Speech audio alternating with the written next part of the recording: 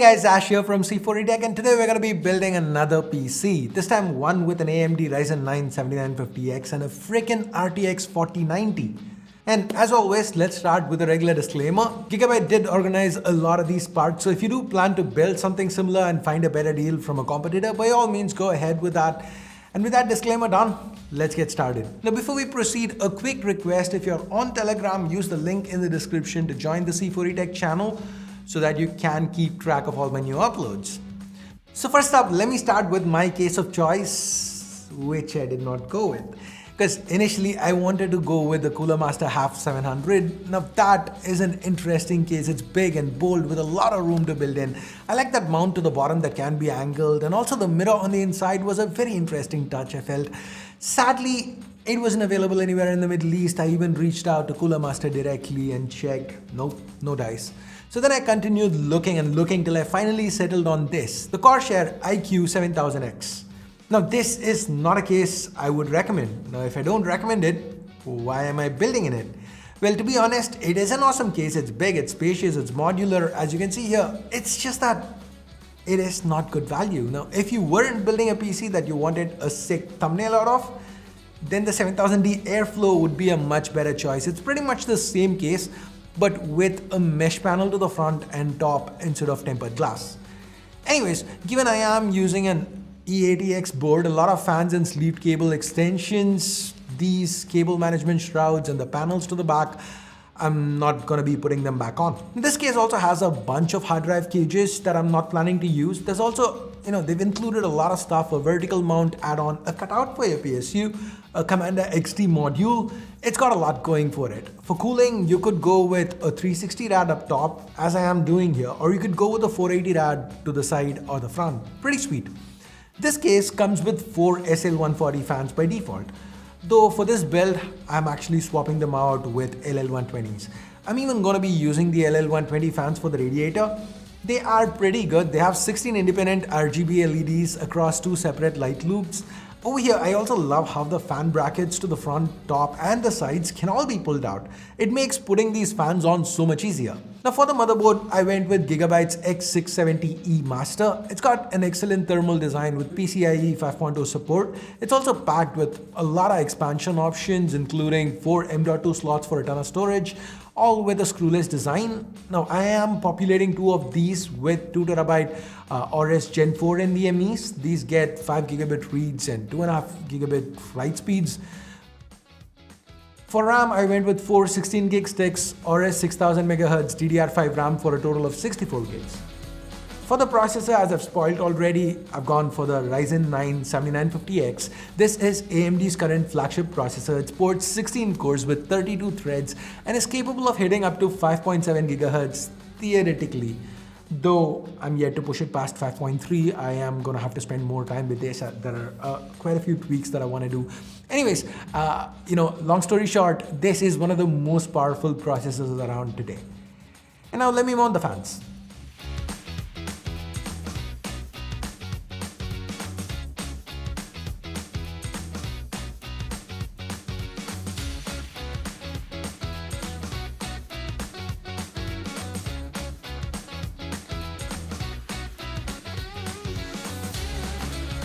For the PSU, well, things kind of get interesting here. I had 2 choices. Either go for the UD1000, an ATX 3.0P PSU from Gigabyte, which made a lot of sense since ATX 3.0 PSUs, they come with that 16 pin, 12 volt high power cable. So it is just going to be one cable right from the PSU to the 4090. But the 7000X case has this tiny little cutout that I already mentioned, and the P1200W, it has a display.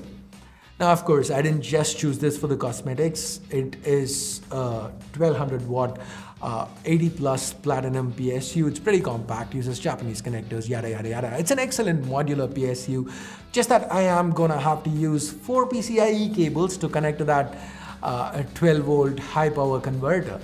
Now that is why I'm not gonna bother putting the back cable panel on. There's no way it's gonna fit. Now time to plug in the PSU cables on the motherboard headers.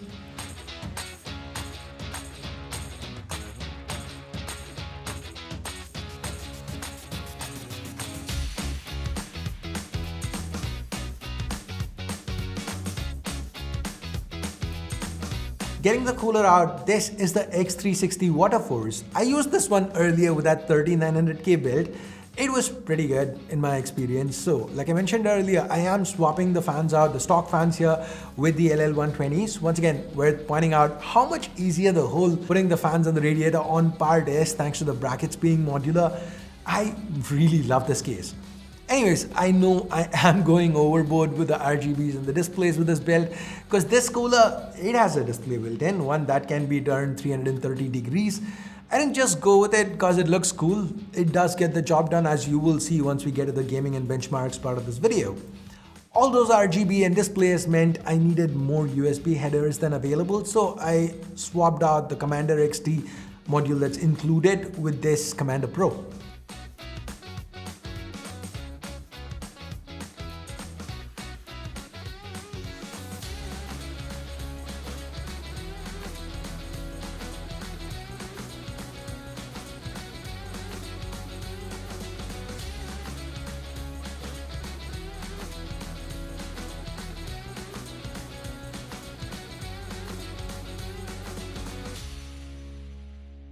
I also felt these Corsair LC100s Nanoleaf-esque panels, they kind of finished that unicorn puking vibe that I was going for with this build.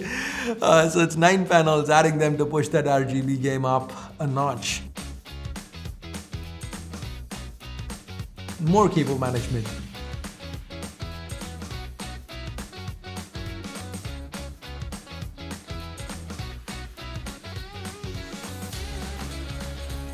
For the thermal compound, as always, went with Thermal Grizzly's Kryonaut. I've been using this for a few years now and it's always given me great results. Now, as I was putting things together, getting ready to mount that 4090, that's when I noticed I kinda messed up a little bit.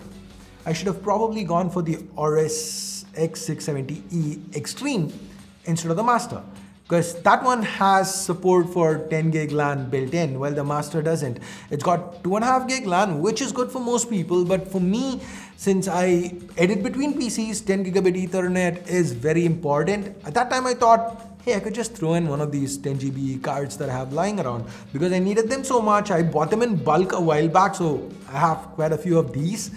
But given how huge the 4090 is, it's gonna be tight to be able to mount one behind this.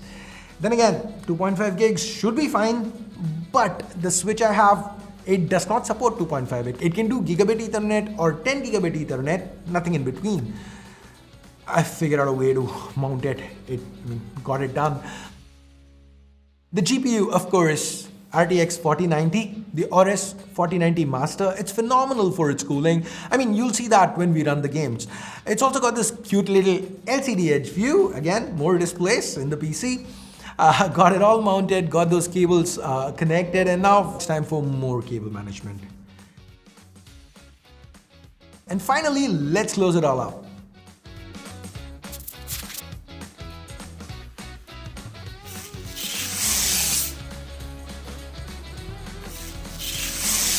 And moment of truth. Let's go ahead, turn it on. There you go, we are up and running. Okay, it's now time to get to the games. Let's start with Cyberpunk 2077, obviously. Here it's running at 4K with the Ray Tracing Ultra preset, but I've manually switched ray traced lighting to Psycho. And as you can see, the GPU usage is in the high 90%. The temps are still low 50 degrees. This is what I was talking about. It's awesome how cool this GPU runs. The power draw is about 350 watts, so there's even a bit of headroom there. And we end up with an average of 82 FPS. Impressive. Next up was Forza Horizon 5, and this game we should be able to run at 4K over 60, no issues, given what we saw with the 3080 a couple of months back.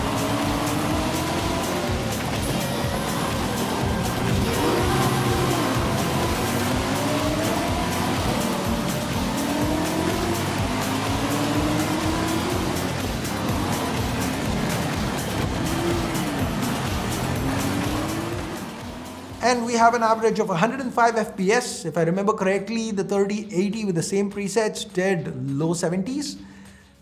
Next up, Gears 5, and this was with all settings maxed out and the ultra textures on.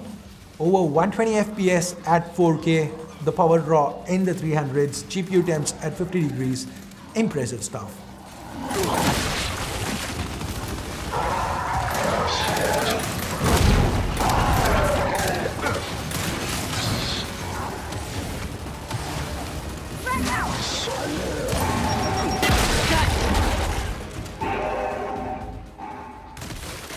Next, I decided to test out Witcher 3 with the new next-gen update that gets it ray tracing and stuff. This was surprisingly taxing for an old game that's just gotten a fresh coat of paint. Seems like they've done a good job with that.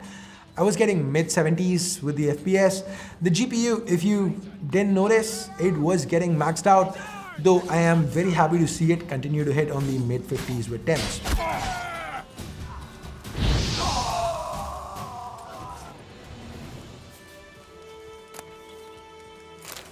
Finally, I gave A Plague Requiem a shot. With everything maxed out, this game hit over 60 FPS constantly. This was the one that pushed the power draw over the 400 watt mark. Even when the 4090 was drawing 400 watts, still GPU temps below 60. For benchmarks, I tried out 3D Mark Speedway, and in a moment you'll have the scores on screen.